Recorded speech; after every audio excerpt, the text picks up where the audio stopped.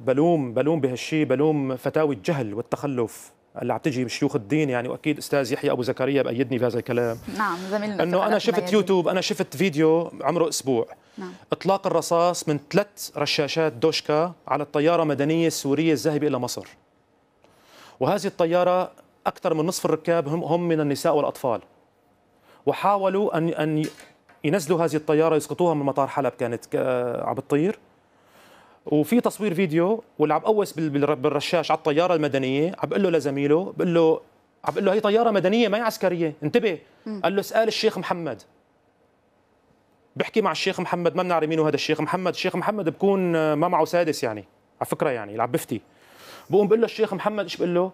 بقول له فتالك انه تنزله للطياره المدنيه. عندنا فتاوي بقطع الرؤوس، عندنا فتاوي باسقاط الطائرات المدنيه، عندنا فتاوي بكل شيء، بكل شيء. يعني حتى رجال الدين يتدخلون ويفسدون احيانا مسار الحياه الطبيعيه طبعاً. التي تؤثر حكما على المعيشه طبعاً. وعلى الاقتصاد. في صناعيين منتجات تسرق، تذهب المنتجات المسروقه الى محكمه شرعيه اسمها. نعم.